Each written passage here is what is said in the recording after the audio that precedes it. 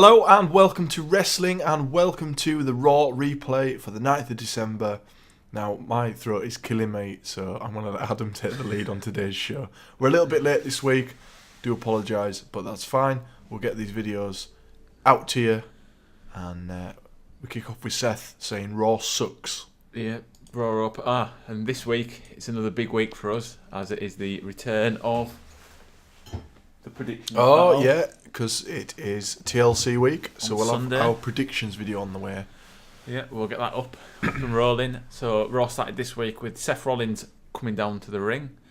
Same as Raw opens pretty much 99% of the times. He's leading the charge at the minute, isn't he? Yeah. But I thought this was interesting because he said a lot of things like what the fans are saying. Yeah, it was a lot of pretty much what we were saying. The revival should be further up on the card. He was saying that Raw sucks. Did he said something about it being too long or something like that, or something along them lines? Didn't get that. He mentioned the piss spot that we were taking the piss out of. Yeah, stuff like that. We were saying but that. Like, it was interesting because it's like that was breaking kayfabe, which I know they do anyway, and they're not that bothered about anymore. But it was like, like giving it away that it's a story. And he mentions about Brock Lesnar never being on Raw, and then he says his last match was what you've got it down there is 2002. I couldn't believe that. I could not believe that. Probably right though, isn't it? Apparently it is because he was on SmackDown, wasn't he? A while, then he went off for ages. Yeah. And then he only turns up for matches at pay-per-views, doesn't he? He turns up to Raw, but you don't see him ever wrestle on Raw, do you? That's mad, that, isn't it? It is crazy. So he says anyway he wants a match with a TLC match with Corbin now. Right now in Vegas. I was that SmackDown in Vegas this week. They're usually both in the same spot, aren't they? Yeah, they're in Vegas anyway this week. I think they were. I don't know. And Corbin actually agrees for it, and it says it's for the Intercontinental title. Because Seth was like being a little kid going, coward. Yes, it's for the title, isn't it? Yeah. And then a 3-on-2 match for the tag belts, which is weird because we've literally seen this every week. And then last week, didn't someone get said that they got beat last week? They got the match last week that they moaned about, got beat, and they said that was it. And now they're just back in a tag match now. I don't know. I can't remember. But I know that they fought for it last week, didn't they? You mean Gable and Rude? Yeah. Team Glorious for the match against AOP last week, didn't they? Yeah, and they got beat, and that was supposed because they said if you can beat them this week, then you can have a match for the belt. But then they beat, just got on.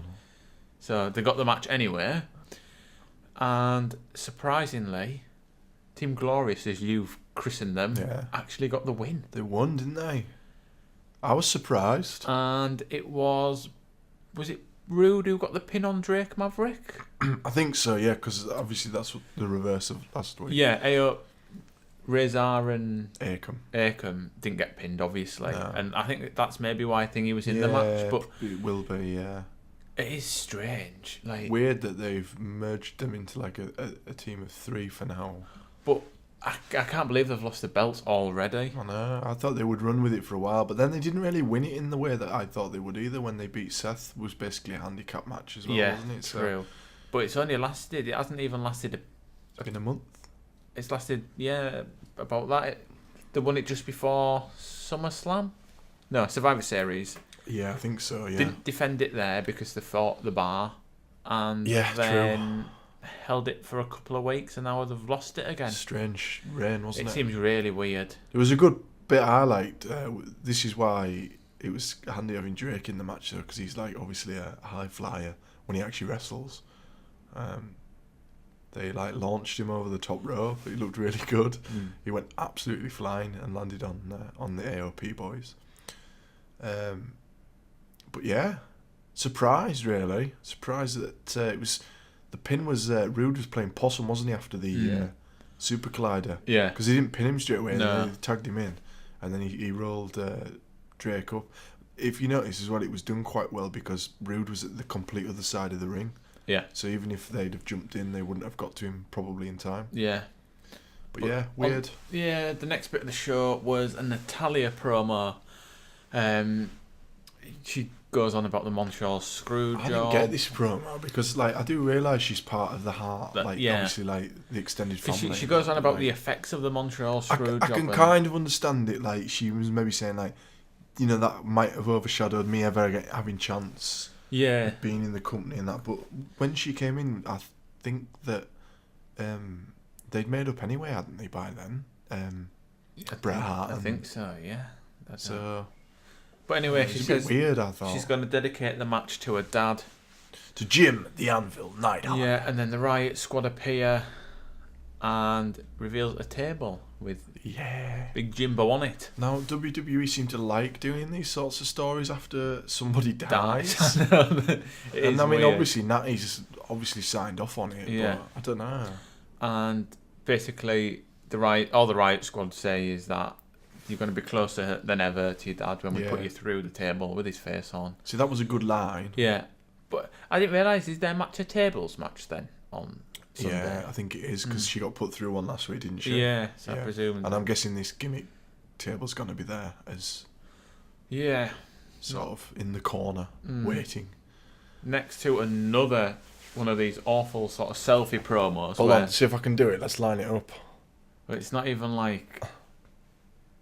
kind of like that, innit? Yeah. But it's not even like they're using a phone or anything. It's like a fixed camera, isn't it? And I think they used to do it with phones now, but it must have been a pain in the ass for them to do, like to get. I don't know. Probably easier doing it the way that they do it now. It says basically, he just says like he's not a good guy, he's not a bad guy. It was like the Roman thing, wasn't it? It reminded me of that. Yeah, he's the guy. It reminded me of that. And then he says he doesn't want Finn's help. Yeah. That was pretty much it, leading into a match between Drew and Ziggler, because basically Drew was saying that last week wasn't fair because Finn got involved and cost him the match. So this week, I've put nasty spot off the buckle and I can't remember what it was. I also cannot remember what it was, but there was a nasty spot off the buckle. Apparently, yeah. There was a good... I think it was Drew. I think Drew landed awkwardly. Yeah, it was. No, I'll tell you what it was. I remembered. He put him up like on his shoulders and he dropped back and they both landed kind of awkwardly on their shoulders. He goes for his knee a bit, doesn't he? Or his leg. Because Ziggler goes for a super kick, doesn't he? He like trips up, doesn't he? Yeah, he went to do it and then... That was weird because that was after they nearly both... they were both outside, and Ziggler rolls back into the ring, and he has all that time, because Drew nearly gets counted out, and then he like tripped up. Yeah, the finish was good. He starts running to do the super kick and runs straight into a claymore. Yeah, it looked good. And Drew wins, and then Drew continues the beat down afterwards. Yeah. So I presume this feud's going to continue a little bit. Yeah, it will. So.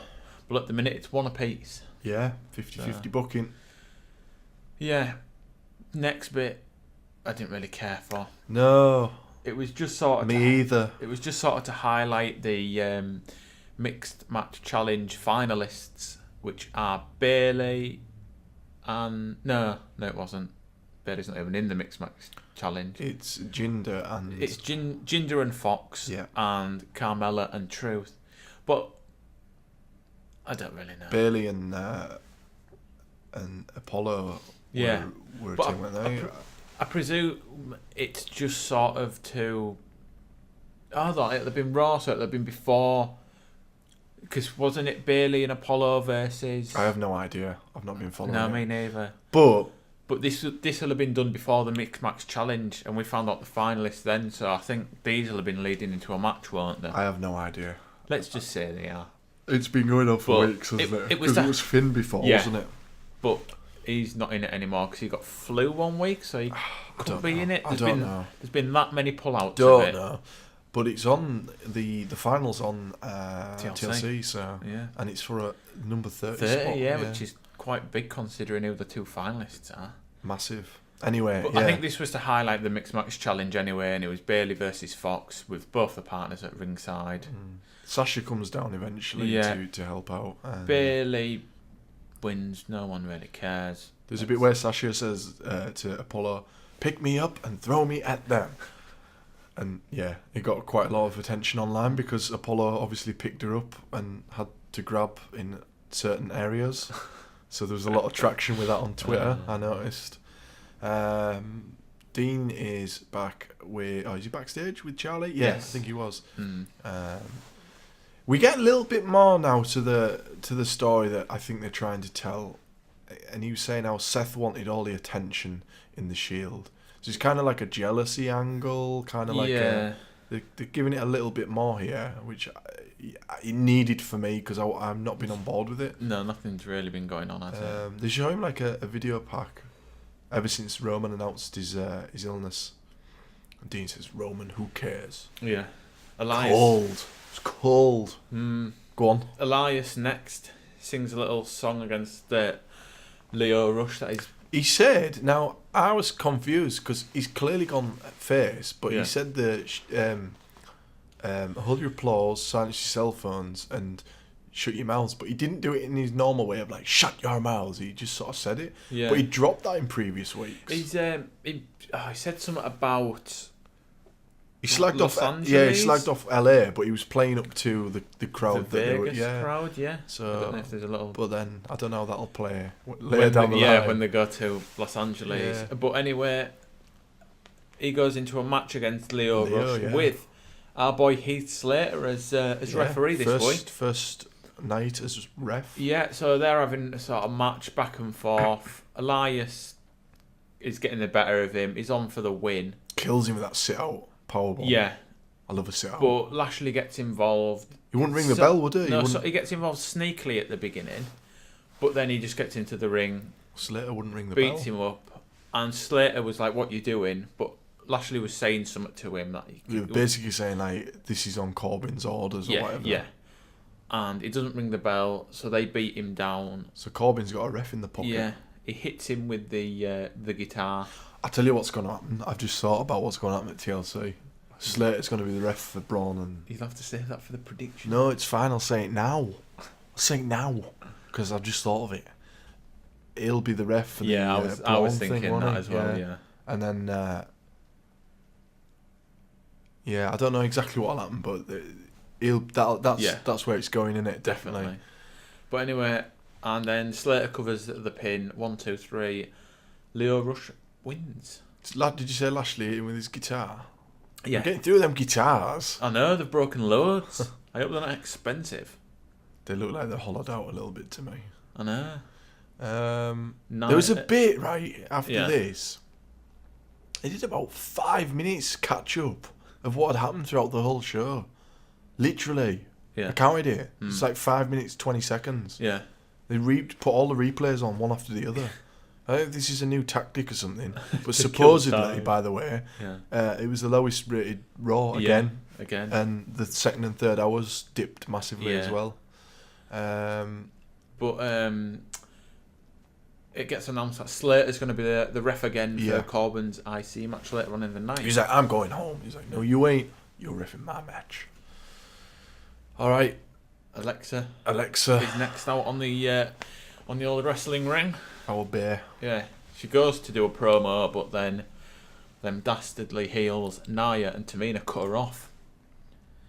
Is Alexa turning face? I don't know. She's in a weird situation at the minute where she's not wrestling, and all her Instagram is her being at home with a microphone. Saw that pig. Yeah, saw it today. It looked cute. I know. All her Instagram is her at home with a pig and dog, and she was watching The Nun last night. Right. A bit of insight into Alexa Bliss, if the viewers want to know. I thought Nia's promo was wasn't boring. Great. Oh, did you notice that she did that? She screamed again. Oh, I wondered if you had... read my note. Yeah. I wonder if you had headphones in this week. It wasn't as bad. But it was loud still. I thought it was an awful promo. I really did. Yeah, Ronda comes out for a fight. Then they sort of surround her. Ember runs down, and then Alexa just announces Ember versus Tamina. Yeah. So I didn't really pay much attention to this. Neither match. did I. It wasn't that good. Ronda basically manages to wipe out Nia, and we get the Eclipse on Tamina. And then, the Eclipse to win the match, which is still one of the best looking finishers out there. I think it's my favourite finisher. It's really good. Gets announced that Elias versus Bobby Lashley in, is it a guitar? It's a ladders. They announced it as a ladders match with a guitar hanging. Yeah. First one to it gets to use it as a weapon. Yeah. Which is it's a bit rubbish because I can tell you right now what will happen in that one as well. Lashley will get to the guitar, and Elias will somehow manage to reverse it and kneel in. Or Leo Rush will come out and throw him the guitar down, maybe. But I think Elias will manage to actually reverse it. Yeah. Okay. Anyway, main event time now. As Baron Corbin, and then said Jeremy Corbyn then. He wasn't wrestling. Corbin versus Rollins for the IC title. Corbin was sort of bossing Slater around, wasn't he? It was an interesting bit though. Yeah. With Renee on commentary. When Corey says about he says you should want him to beat Seth up. Yeah, so Dean wins on Sunday.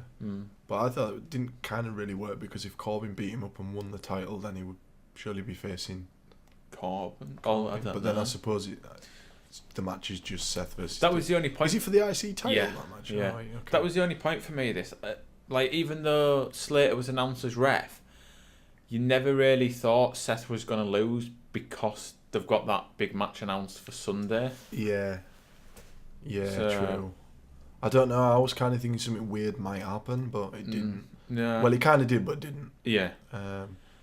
I thought Corbin took the padding off the turnbuckle, but it wasn't that. No. I remember I wanted to go back and change it. He set a chair up in the corner, didn't he? He didn't put any padding on. Does that cool bit again, Corbin, where he goes under the ropes, gets back up and does his clothesline. I do like that. Yeah, he goes up the ladder, but Seth does his a big jump cat-like jump that he likes to do. He does it out. He's done that quite a few times now, hasn't he? Yeah. There was a good bit where Seth was doing a bunch of suicide dives. On the third one, Corbin caught him and chokeslammed him through a table. Seth accidentally he gets the chair and chair. he hits Slater with a chair by accident. Yeah. Frog splash through a table. It was alright, this. Yeah, well, I enjoyed Raw this week. It wasn't too bad. Seth went up for the title, but Slater dumped him off because obviously Slater's thinking, I got kids. He's got kids and I need this job. Yeah. Tries to get Corbin up the ladder. Seth kicks his head off, basically. Yeah. He sold that so well, he did. Slater. With that super kick on Slater, he sold it so well. And then he goes up the ladder and won. Yeah. And then Mr. Dean Ambrose just walked out to the top of the ramp, had a little stare off, and then went. And that was Raw. And I enjoyed it. I thought it was better than recent weeks. Yeah, I guess it was a go on Raw. So I'll go straight in with my rating. I'm going to give it a 7 out of 10. I'm going to give it a 6. Enjoyed it. 6 for you? Yeah, I did give it higher, but I didn't like the AOP losing the title. No, that was a bit grim, but I think they might win it back pretty quick. Yeah, we'll see what happens. But yeah. We will. Right, we'll Raw. see you in our SmackDown synopsis video and our predictions video later on. Goodbye.